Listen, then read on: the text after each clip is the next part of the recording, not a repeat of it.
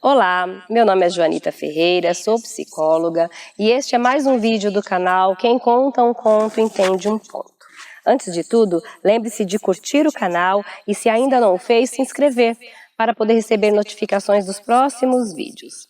A história de hoje foi tirada do livro Os Contos de Bido o Bardo, da J.K. Rowling, e se chama O Conto dos Três Irmãos. Vamos a ela. Três irmãos estavam caminhando por uma estrada quando se defrontaram com um rio impedindo o caminho deles. Esse rio não era raso o suficiente para que pudessem atravessar caminhando e era muito fundo para que o fizessem nadando, já que a correnteza era muito perigosa. Mas como esses três irmãos eram magos, eles construíram uma ponte com a sua magia para atravessar. Quando começaram a atravessar a ponte, se defrontaram com um vulto parado no meio dela. Um vulto alto, com um capuz e uma foice na mão. Era a morte. E a morte estava decepcionada porque os três irmãos haviam tirado dela 3 almas. Afinal, o destino deles era morrer naquela travessia. A morte então disse a eles que por seu poder, por terem conseguido vencê-la naquele momento, daria a cada um deles um pedido a fazer. Poderia realizar um desejo de cada um deles. O primeiro irmão, o mais jovem e o mais valente de todos, quis então humilhar a morte de vez e pediu a ela a varinha mais poderosa do mundo, aquela que poderia derrotar qualquer feiticeiro. A morte então se encaminhou até um pé de sabugueiro próximo, arrancou um galinho fino e o entregou a ele, dizendo que era a varinha mais poderosa do mundo. O segundo irmão pediu à morte que lhe desse uma possibilidade de trazer à vida qualquer pessoa que ela, a morte, tivesse levado. A morte então se encaminhou até o rio, pegou no leito do rio uma pedra e entregou ao irmão, dizendo que aquela pedra teria o poder de trazer à vida qualquer um que estivesse morto. O terceiro, o caçula e o mais sábio dos irmãos, o mais humilde dentre eles, pediu à morte apenas a possibilidade de sair dali invisível e não ser incomodado então por ela. A morte não gostou desse pedido e, de muito má vontade, retirou a própria capa e entregou àquele irmão. Os três então seguiram viagens. O irmão mais jovem, aquele que tinha pedido, o irmão mais velho, aliás, aquele que tinha pedido a varinha poderosa, então continuou o seu caminho, se separaram os três, e este irmão, chegando numa estalagem, numa hospedaria, né, que é um hotel daquela época, começou a procurar por alguém que ele conhecia como um dos bruxos, magos mais poderosos. Encontrando aquele bruxo, ele o desafiou para um duelo, porque sabia que venceria. E neste duelo ele matou aquele bruxo com a sua varinha, que era a mais poderosa de todas. Voltou então à estalagem, à hospedaria, e bebeu muito, contou muita vantagem, falando da própria valentia, do próprio heroísmo, de ter derrotado aquele que era muito poderoso e que ele era invencível, ninguém o derrotaria. Depois, embriagado, ele foi dormir. Alguém que estava ouvindo toda a sua história ficou com ganância e também queria aquela varinha. Então esse homem foi, escondido até o seu quarto, e lhe retirou a varinha de sob o travesseiro enquanto dormia. Mas para não deixá-lo, porventura, persegui-lo pela vida fora, esse homem puxou de uma adaga e cortou a sua garganta. A morte então levou o primeiro irmão.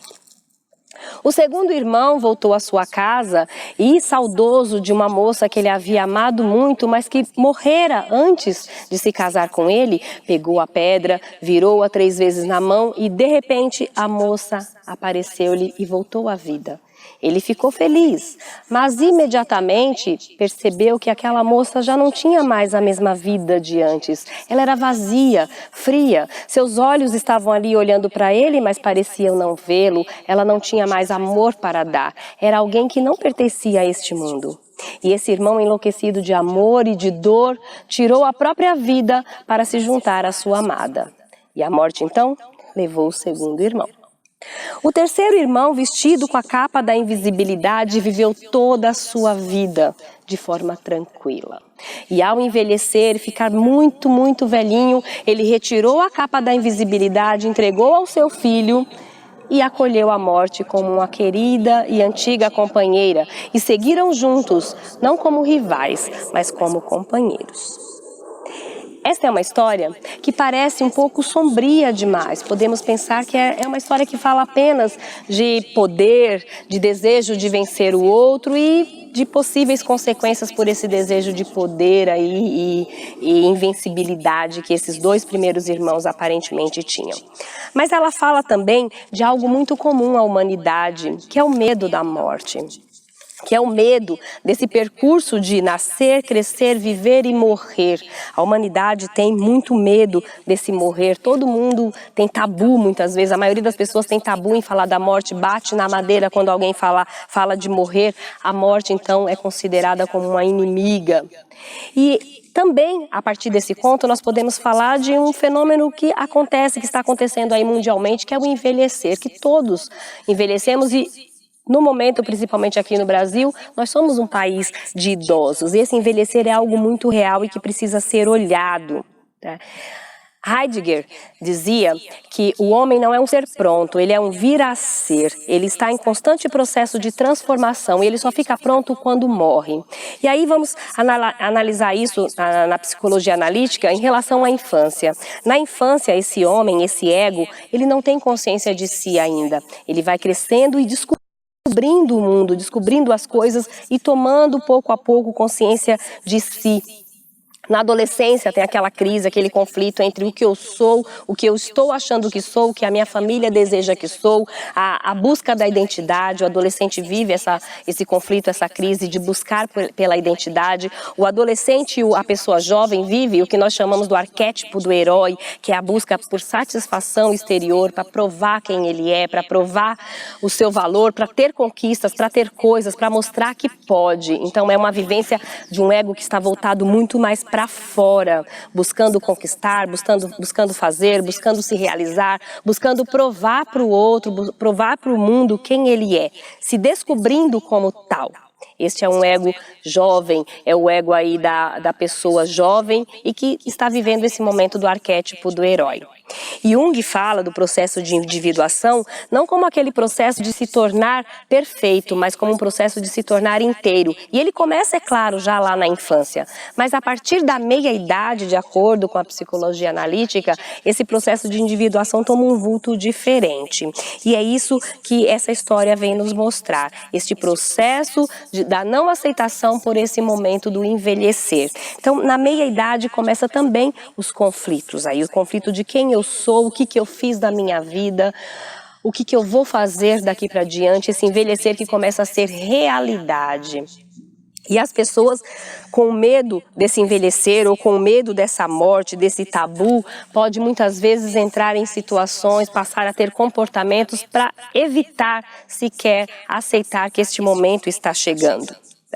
Então, esta história vem mostrar essa luta contra esse tempo, contra esse momento, esse desejo de vencer essa morte ou de viver naquele passado jovem que a gente já não vive mais. E na história, os irmãos que tentaram fazer isso, falharam. Eles estavam lutando contra o tempo, né? E o tempo, ele é implacável, ele não para, ele não nos deixa voltar atrás.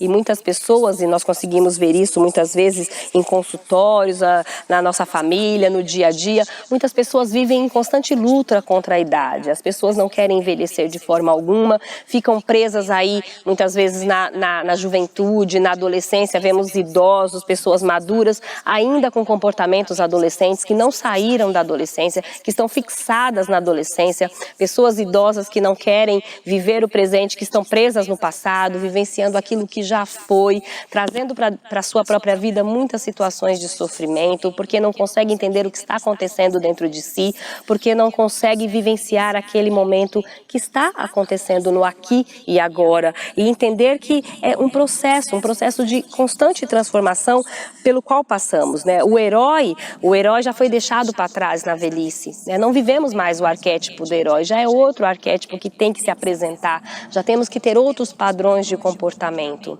Não podemos trazer o passado de volta volta, então ficar preso a coisas, a lembranças, a pessoas que já se foram também traz muitas consequências exteriores, de relacionamentos exteriores e consequências também interiores aí da nossa própria alma, sofrimentos que muitas vezes não entendemos de onde vem e daí vem os conflitos variados.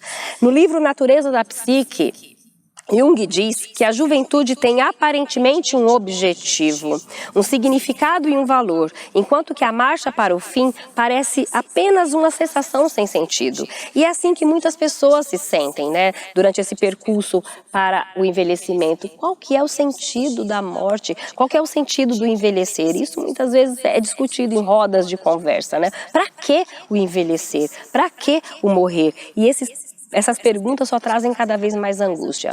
Nós vivemos no Ocidente e a população ocidental não valoriza o envelhecer. Os orientais valorizam muito mais, mas os ocidentais não valorizam porque o envelhecer é sinônimo de não ter utilidade, de não ter mais vida produtiva. E isso está interiorizado dentro de nós. Se nós não valorizamos os nossos idosos, consequentemente, quando ficarmos idosos, vamos nos sentir também desvalorizados. E daí vem essa loucura, a busca pelas plásticas, pelos remédios, pelo corpo perfeito, a busca por vivenciar aquilo que no passado foi bom e que quer se trazer de volta para o presente, achando que aquilo que na juventude era bom, hoje também vai ser bom, e as pessoas ficam constantemente frustradas, adoecidas, e os sintomas começam, porque esse ego fica desestruturado, ele precisa de um equilíbrio, e o self, que é o eu central, ele vai buscar esse equilíbrio, trazendo aí alguns sintomas para serem olhados, para que essa pessoa